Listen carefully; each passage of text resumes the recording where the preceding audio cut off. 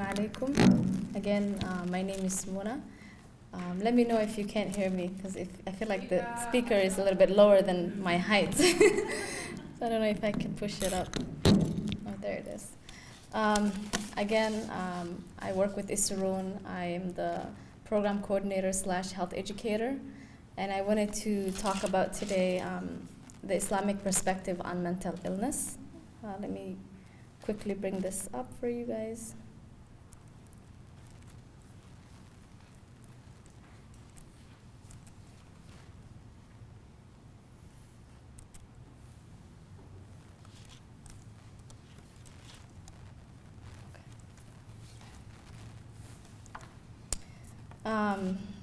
So since we have a lot of people that work directly with patients or with Somali individuals, I wanted to start out initially with a question to see how much you know about the word Islam and the word Muslim. So this is for non-Muslim guests that are here today. This question goes out to the non-Muslims. So I just wanted to know what you know about the term Muslim and Islam. What does it mean? What's the difference between the two? Yes. My understanding is Islam is the religion. Uh-huh. Muslim is a person who follows the religion. Yep, you got it right. So I know a lot of people, yeah. So that was good, yeah. I know a lot of people, a lot of non-Muslims tend to confuse the two terms. Sometimes they might use it intermingly by saying these Islams, they do this and that, or these, you're referring to the religion as Muslim, but Muslim is the individual that believes in the religion of Islam. So I wanted to quickly just go through an overview of what Islam is, so that way you have an idea of what I'm talking about today before I go into the perspective on mental illness. I'll be also, like Fortune said, talk about some verses in the Quran that relates to mental illness and how it talks to the individuals. So as many of you might know, Islam is a monotheism religion. So it's a religion that believes in one God based on the revelation from the Prophet Mohamed ﷺ and the recorded and what was recorded in the Quran. And then Islam, the word Islam has two meanings. One is peace, and the other one is submission. So you're submitting to the will of God, and it's actually one of the core of Islam is submission, is submitting to the will of Allah.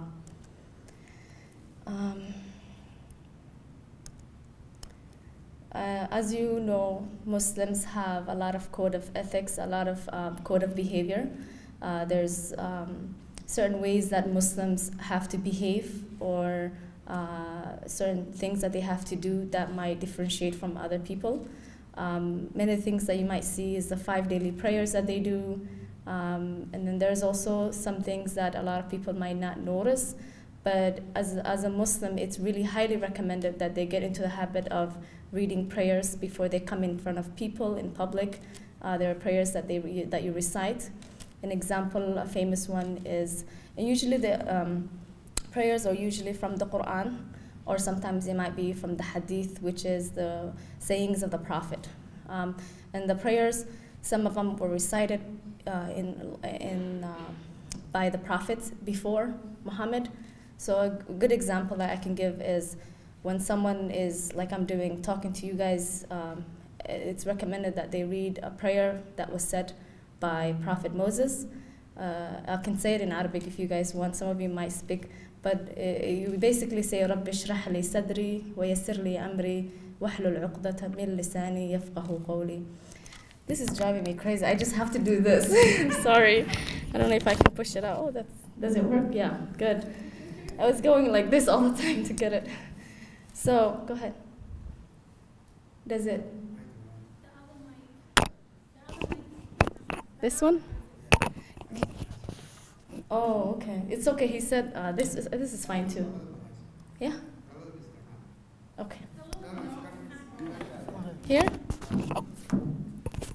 Okay. Just hold it like that? Okay. Okay. So that was a prayer that usually that people say sometimes to help them calm and to help them with, like, some people might have anxiety when they're coming over speaking in public. So it does help a lot. That's what I usually say too.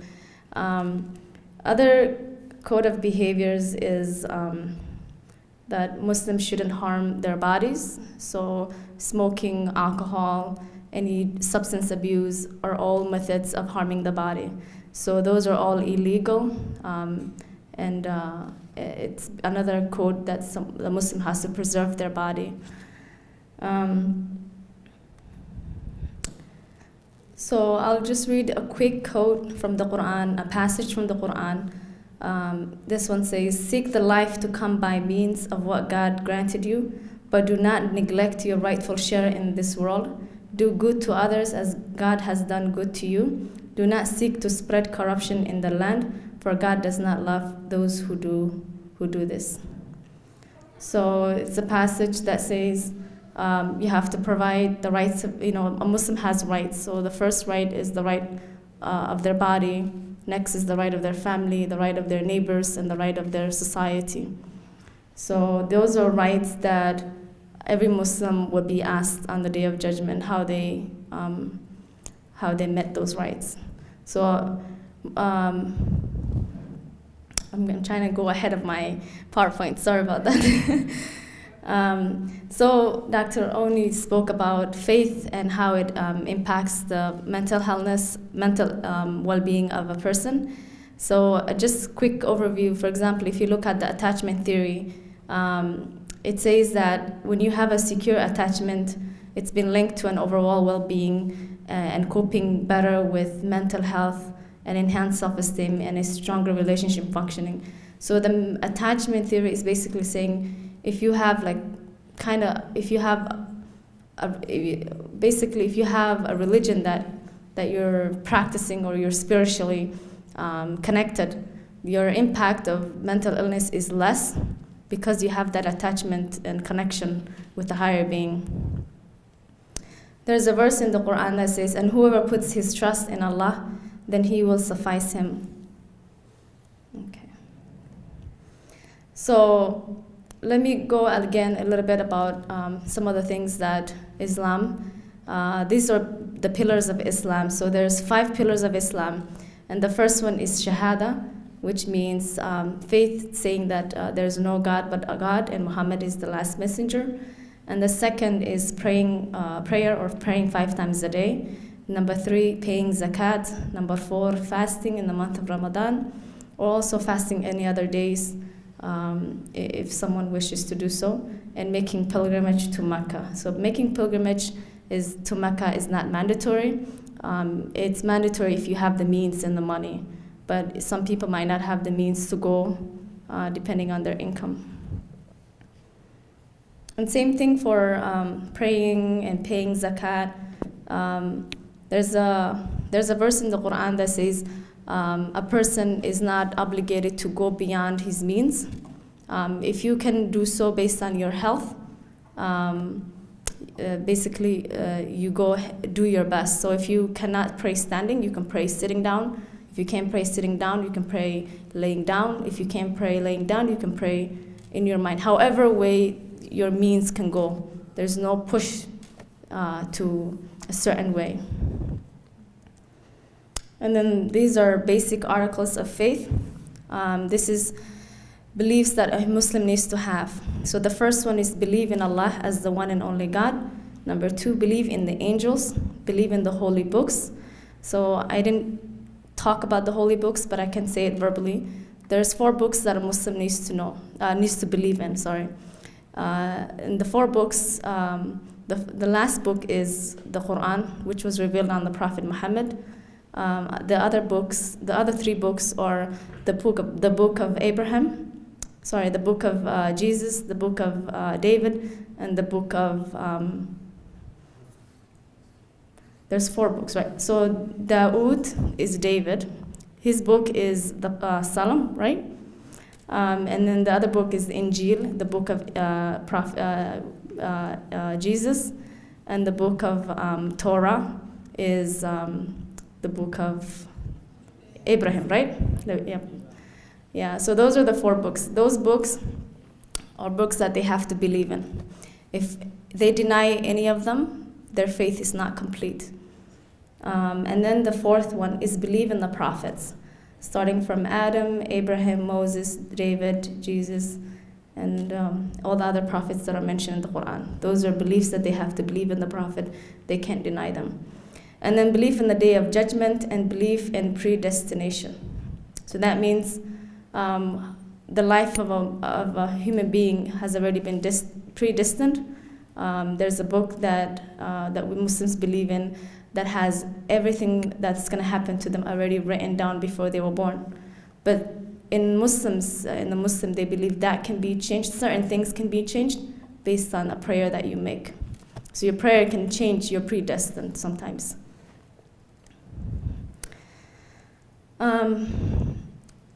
As we know, a lot of healthcare providers don't have a lot of knowledge of Islam and Islamic perspective on mental illness. It's not part of their curriculum when they go through their studies. So it's good that they do some research on how can they help Muslims deal with anxiety or depression, and how can they can go about maybe reaching out to those in those areas. And if anyone is interested, at Isuroon, we're developing prayer book that healthcare providers can give out to their clients and their patients. That will be English and Arabic, or maybe Somali and Arabic. That's linked with mental health to help them ease down their pain.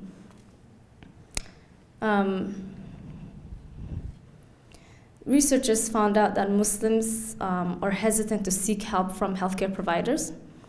And the reason is that they believe that since they don't have the same belief, and there are some Muslims that also think due to ignorance, they can't take medication for mental illness. Some of them might say, mental illness is cured by God only. I just need to do the right thing and get some people to read Quran on me. But it's due to ignorance, because like what I said before, there's a right on the body, and your right is to take care of that body. And there's a saying by the Prophet saying, every illness has its own medicine. So if every illness has a medicine, you have to seek that medicine that's out there. So Islamic perspective on mental health. So it's good to know that Muslims don't separate between religion and spirituality. They actually go hand in hand. You can't separate the two. And different studies have found out that being religious increases patient satisfaction and adherence to treatment.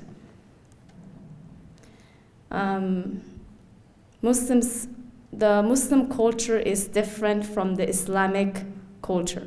It's good to know the difference, because you might have, as you know, Muslims come from different backgrounds, different cultures, different languages, different countries. So they all have their own view on mental illness. But majority of people that have mental illness, specifically if you talk about the Somali culture, they see mental illness as someone who's crazy. Sometimes they might, I think this is also due to the ignorance and lack of knowledge. There's not a lot of in Somalia people taking medication for mental illness. Just people deal with it. They help them in their best way by dressing them, reading Quran on them. But there isn't like an institution where there's a home for the mentally ill, like what we have here, making them independent by going within their needs. There isn't certain things like that in Somalia. And that's something that we actually need. But it's good to differentiate, because Muslims sees mental illness different than what Western societies think of Islam. So Western societies believe that Muslims view mental illness as a result of demons or bad spirit. That's actually inaccurate. It was in fact the Europeans in the medieval period that viewed mental illness as a demon-related. Muslim scholars at that time, including Ibn Sina, who was the founder of the modern medicine. He's also, his name, known in the West as Avicenna, rejected that concept at that time when they said that Muslims see mental illness as demons. He viewed mental illness as a condition that is psychologically based. I wanted to know, this was surprising to me when I was reading about this. In 705 CE in Baghdad, Iraq, physician by the name of Al-Razi, one of the greatest Islamic physicians, established the first psychiatric hospital in the world. So this is good to know, and you can find this in the NIH website, National Institute of Health. And then according to Al-Razi's view, mental illness disorder was considered medical condition and were treated by psychotherapy and drug treatment. This is at that time. Think about now, it's still, people still think that it's because of demons that mental illness happens.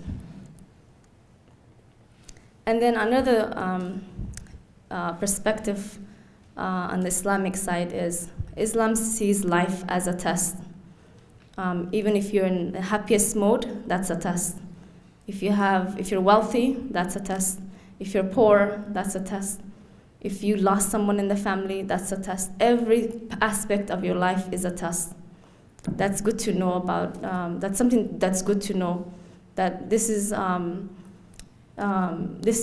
a verse in the Quran, and I'll read it to you. It says, "Be sure we shall test you with something of fear, hunger, loss in good lives, and the fruit of your toil. But give glad tidings to those who are patiently preserved, who say when afflicted with calamity, to Allah we belong, and to Him is our return." So Islam tells you that even if you're happy and you're healthy and you're wealthy, you should constantly be saying thankfulness to God. The more you utter words of thankfulness, the more your happiness and your wealth increases.